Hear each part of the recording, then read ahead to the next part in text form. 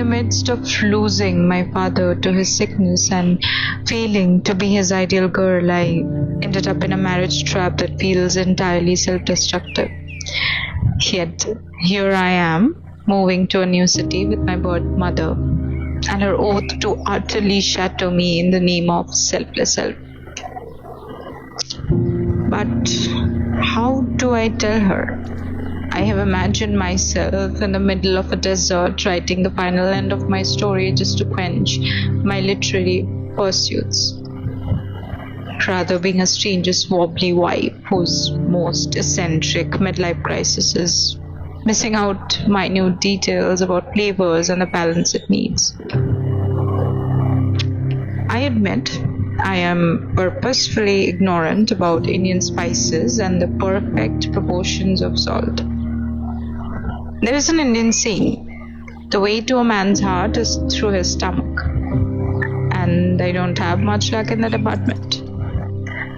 So recently I am having tentative nightmares on the many secrets of a widowed life if I consecutively cook Lenten curry, rice, eggs and noodles for my would-be husband.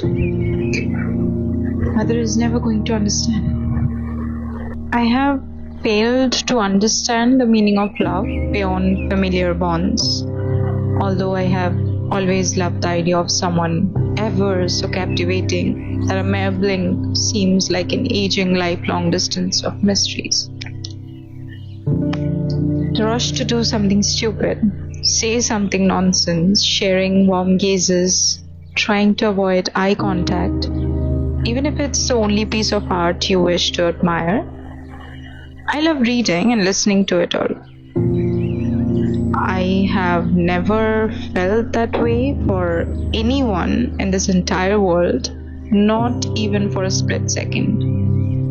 Today, when we were packing, all that seemed valuable to leave the past behind, but it felt forced, like someone tried to snatch the memories we made together.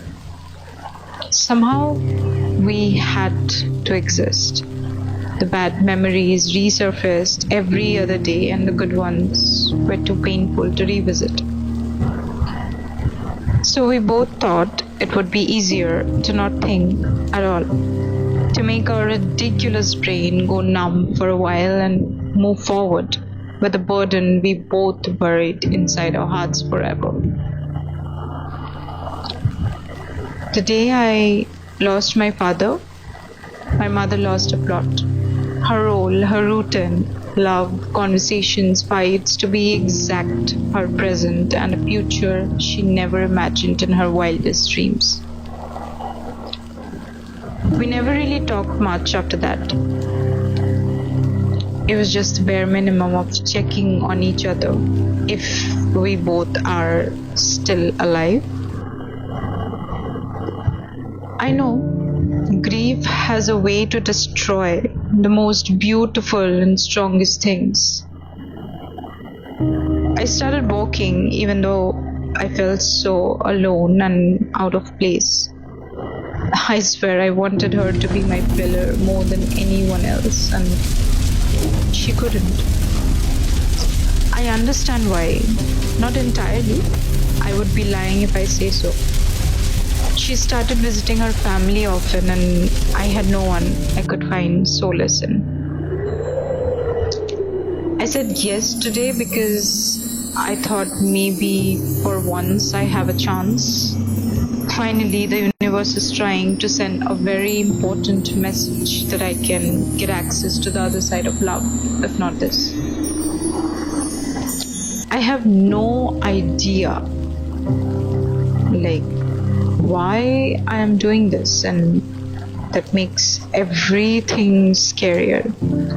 My conscience isn't responding well these days. I play dumb, laugh my heart out while I walk with strangers, blabber my biggest scar like it's nothing. I don't regret this phase. I was in my worst shape few months back.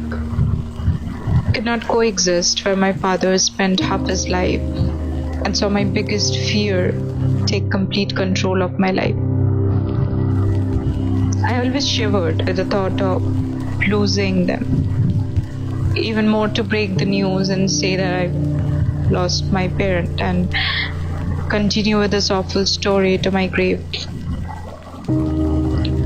It all came true. I cannot begin to explain how many times I have replayed the same thing in my mind over and over again. I remember I used to blink so hard with my eyes closed in between touching those subconscious thoughts they call dreams. Soham is the best possibility I can see right now.